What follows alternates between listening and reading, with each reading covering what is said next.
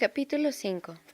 A Mr. Merton le preocupó bastante aquel segundo aplazamiento de la boda, y Lady Julia, que ya había encargado el traje para la boda, hizo cuanto pudo para que Sibyl rompiera el compromiso.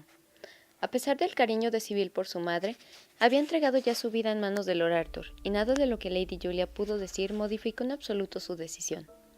En cuanto al propio Lord Arthur, tardó varios días en sobreponerse a la terrible decepción, y durante cierto tiempo tuvo los nervios desatados. No obstante, su excelente sentido común no tardó en afirmarse, y su sano y práctico criterio no le dejó mucho tiempo en la duda sobre la conducta a seguir. Puesto que el veneno había fallado por completo, no tenía más remedio que emplear ahora dinamita o cualquier otro tipo de explosivo. Volvió, pues, a recorrer la lista de parientes y amistades, y después de cuidadosas reflexiones, se decidió a volar a su tío en el deán de Chisters. Al deán, hombre de gran cultura y entendimiento, le entusiasmaban los relojes. Poseía una maravillosa colección de aparatos de medir el tiempo, que abarcaba desde el siglo XX a la actualidad, por lo que Lord Arthur pensó que este capricho del buen deán le ofrecía una oportunidad para llevar a cabo su plan. Pero conseguir una máquina explosiva era otro cantar. El anuario de Londres no le proporcionó el más mínimo informe sobre el asunto, y se dijo que sería completamente inútil dirigirse a Scotland Yard, ya que jamás parecía enterado de los movimientos de los dinamiteros hasta después de una explosión, y aun entonces se quedaban sin saber gran cosa. De pronto pensó en su amigo Rubalov, un muchacho ruso de tendencias muy revolucionarias que conoció en un invierno en la casa de Lady Windermere. Se decía que el conde Rubalov estaba escribiendo una biografía de Pedro el Grande y que había venido a Inglaterra para estudiar los documentos referentes a la estancia del zar en este país como constructor de barcos. Pero todo el mundo sospechaba que era un agente nihilista, y era indudable que la embajada rusa no miraba con buenos ojos su presencia en Londres. Pero Lord Arthur sabía que aquel hombre era lo que necesitaba para sus propósitos. Una mañana se dirigió a su casa para pedirle consejo y ayuda. «¿De modo que ahora piensas tomar en serio la política?», dijo el conde Rubalov cuando Lord Arthur le hubo explicado el motivo de su visita, pero éste, que odiaba cualquier tipo de fanfarronería, se creyó en la obligación de confesarle que no tenía el menor interés por sus problemas sociales y que deseaba la máquina explosiva para un asunto familiar en el que nadie más que él estaba empeñado. El conde Rubalov le miró asombrado, y luego, al ver que hablaba en serio, escribió una dirección en un pedazo de papel, firmó con su inicial y se la entregó por encima de la mesa. «Scotland Yard pagaría cualquier precio por conocer esta dirección, mi querido amigo». «Pero no la conseguirán», exclamó Lord Arthur riendo, y después de estrechar calurosamente la mano del joven ruso, bajó corriendo la escalera, leyó el papel y ordenó a un cochero que lo llevara al Soho Square. Una vez ahí le despidió, anduvo por las calles abajo y llegó a un lugar llamado Bailey's Court. Pasó por debajo del arco y se encontró con un sorprendente callejón sin salida, aparentemente ocupado por una lavandería francesa, ya que de la casa a casa se extendía una perfecta red de puertas cubiertas de ropa blanca que se mecía movida por el aire manital. Lord Arthur anduvo hasta el fondo y llamó a un pequeño pabellón. Después de cierta espera, durante la cual cada ventana se llenó con una masa confusa de rostros curiosos, un extranjero de expresión hosca abrió la puerta y le preguntó en un inglés deplorable qué es lo que deseaba. Lord Arthur le tendió el papel que le había dado el conde Rubalov. Cuando el hombre lo vio, se inclinó e invitó a Lord Arthur a entrar en una sala destartalada del piso bajo, y al poco rato, Germaya, como se llamaba en Inglaterra, entró rápidamente en la habitación con una servilleta manchada de vino al cuello y un tenedor de la mano izquierda. «El conde Rubalov», dijo Lord Arthur con una inclinación, «me ha recomendado usted, y deseo vivazmente que me conceda una breve entrevista para tratar un asunto. Me llamo Smith, Mr. Robert Smith, y deseo que me proporcione un reloj explosivo». «Encantado de conocerle, Lord Arthur», dijo el genial alemán riéndose. «No se alarme usted, estoy obligado a conocer a todo el mundo, y recuerdo haberle visto una noche, en casa de Lady Windermere, me parece. Espero que su señoría siga bien. ¿Le importa sentarse conmigo mientras termino mi desayuno? Tengo un paté excelente, y mis amigos extreman su bondad hasta decir que mi vino del Rin es mejor que cualquiera de los que sirven en la embajada alemana».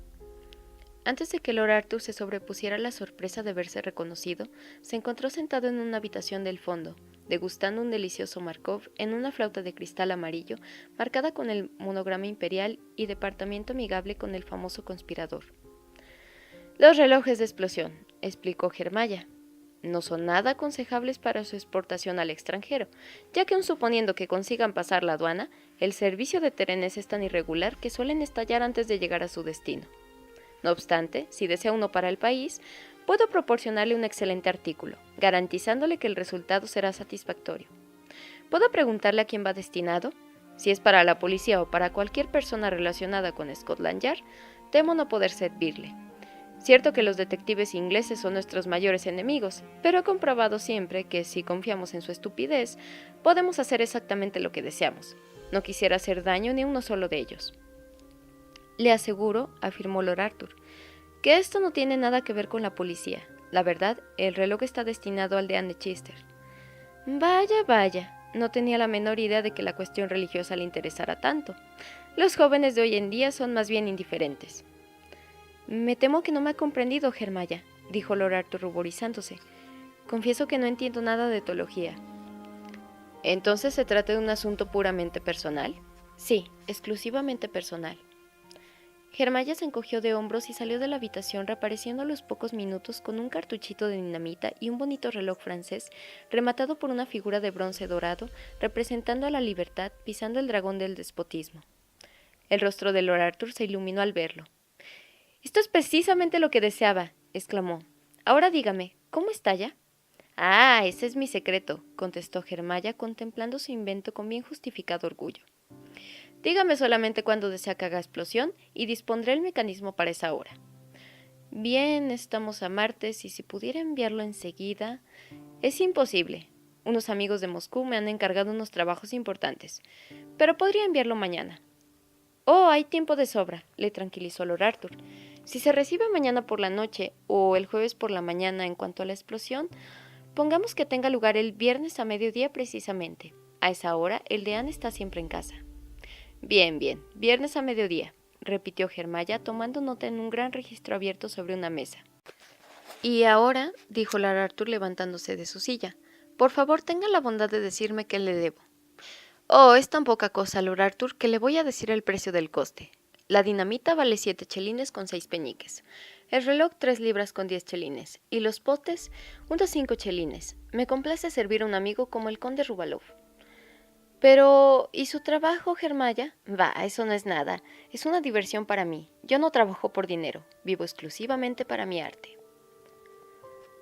Lord Arthur dejó sobre la mesa 4 libras, 2 chelines y 6 peniques, dio las gracias al alemán por su bondad, y habiendo conseguido rechazar sin ofenderle una invitación a merendar para el sábado siguiente en la que hubieran presentado unos anarquistas, salió de la casa y se dirigió al parque.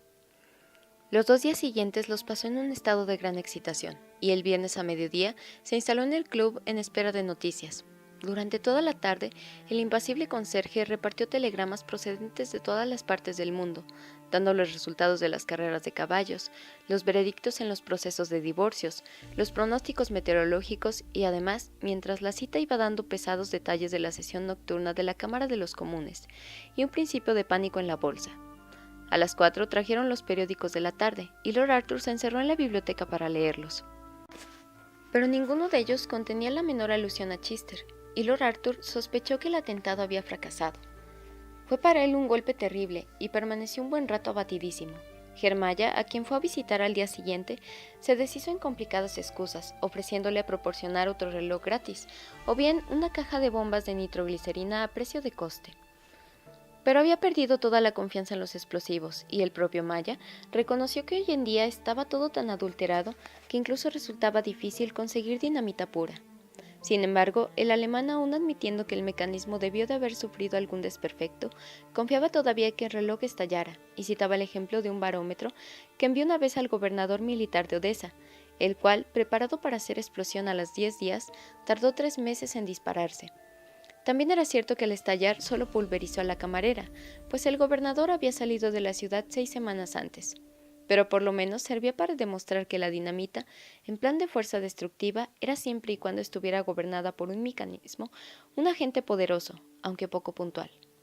Lord Arthur encontró cierto consuelo en esta reflexión, pero incluso en esto iba a sufrir una nueva decepción, puesto que 2 días después, cuando subía por sus habitaciones, la duquesa le llamó a la sala para enseñarle una carta que acababa de recibir del denato.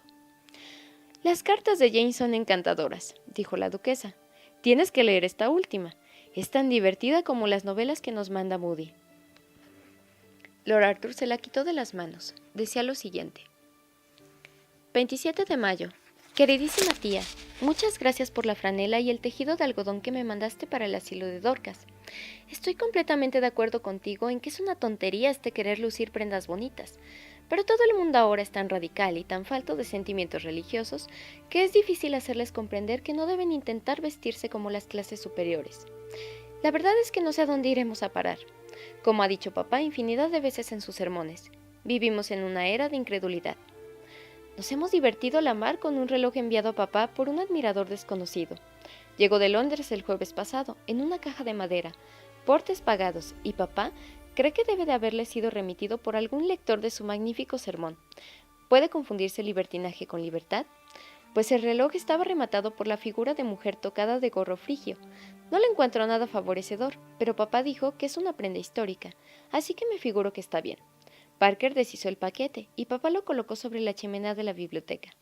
El viernes por la mañana, estando todos reunidos ahí, cuando el reloj dio las 12, oímos un chirrido que salió un poco de humo del pedestal y la diosa de la libertad cayó rompiéndose la nariz contra los morillos. María se asustó mucho, pero fue tan cómico que James y yo no pudimos contener la risa, e incluso papá se divirtió con el incidente. Al examinar el reloj, vimos que se trataba de una especie de despertador, y que si ponían una hora determinada y se colocaba un poco de pólvora, podía hacerse estallar a voluntad. Papá dijo que no podía quedarse en la biblioteca por causa del ruido, así que Reggie se lo llevó al cuarto de estudio y no hace sino provocar pequeñas explosiones durante todo el día. ¿Crees que a Arthur le gustaría uno como regalo de bodas? Me figuro que estarán muy de moda en Londres. Papá dice que estos relojes pueden hacer mucho bien, porque enseñan que la libertad no es duradera, y que tarde o temprano se derrumba. Papá dice que la libertad fue inventada en tiempos de la Revolución Francesa. Eso es espantoso, ¿verdad? Tengo que irme ahora al asilo, y voy a leer tu carta, que considero muy instructiva. ¿Cuál cierta es tu reflexión, tía, sobre eso de empeñarse en llevar lo que no favorece a su clase? Confieso que encuentro absurda la preocupación por el vestir cuando hay tantas cosas mucho más importantes en este mundo y en el otro. Me alegra saber que tu traje estampado no sufrió daño ni se desgarró el encaje. El miércoles llevaré el traje de raso amarillo que me regalaste, para ir a la casa del obispo, y creo que me quedará muy bien. ¿Te peinarás con lazos o no? Mi camarera dice que todo el mundo lleva lazos ahora, y que el encaje de mis refaros debería estar bien fruncido y encañonado. Rey acaba de provocar otra explosión, y papá ha mandado llevar el reloj a la cuadra. Me parece que a papá no le hace tanta gracia como al principio, aunque se sienta halagado por haber recibido un juguete tan bonito e ingenioso. Esto demuestra que la gente lee sus sermones y se aprovecha bien de sus enseñanzas. Papá manda recuerdos, así como James, Reggie y María. Esperando que tío Cecil esté mejor de su gota, se despide con cariño tu sobrina, Jane Percy. Postdata, por favor contéstame lo de los lazos. Jennys insiste en que están de moda. Lord Arthur se quedó tan serio y entristecido después de leer la carta que la duquesa se echó a reír.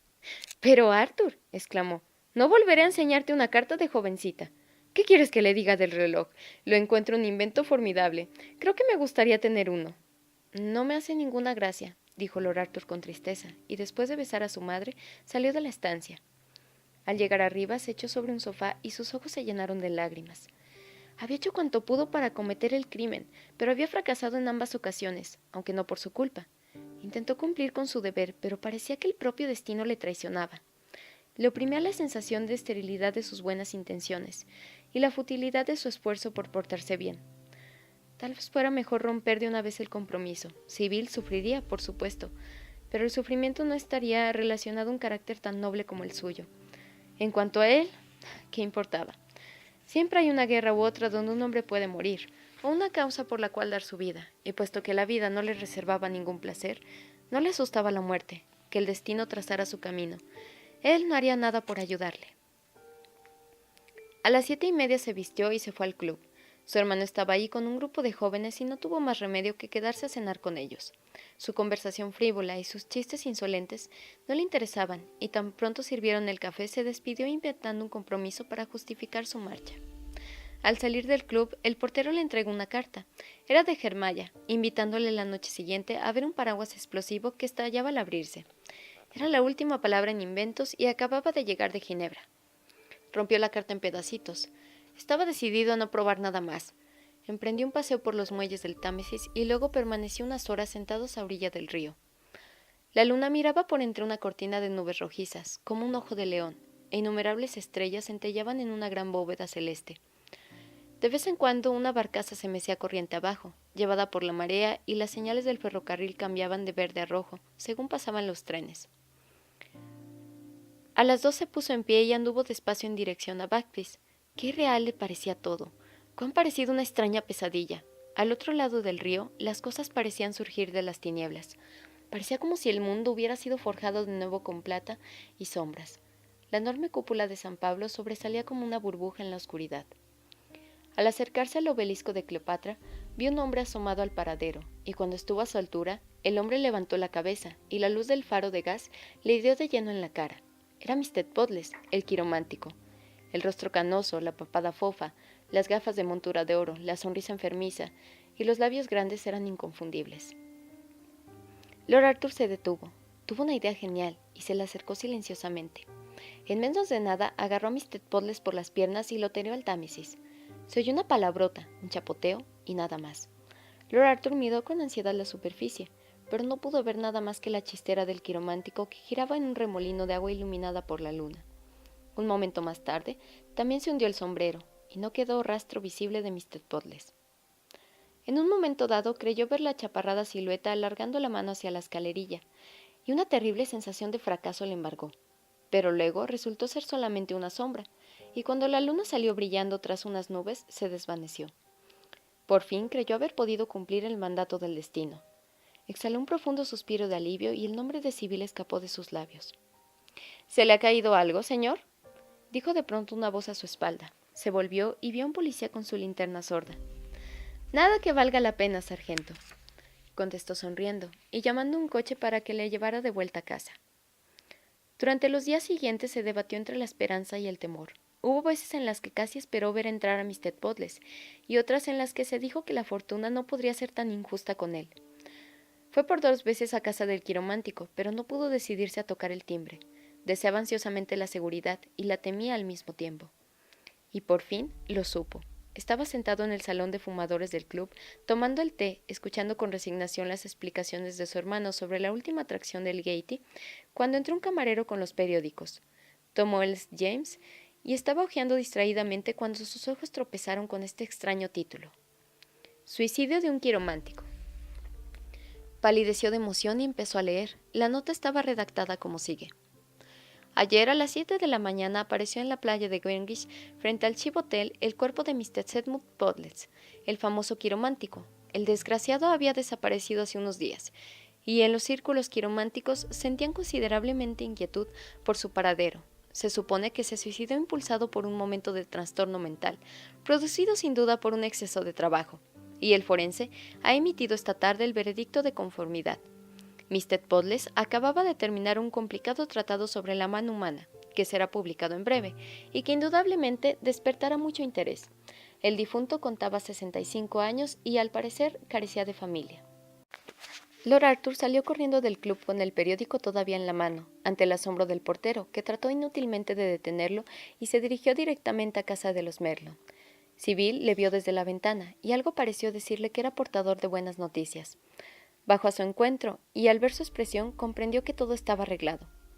«Mi querida Sibyl», exclamó Lord Arthur, «casémonos mañana mismo». «¡Pero qué loco eres! Si el pastel de boda aún no está encargado», contestó Sibyl riendo entre lágrimas.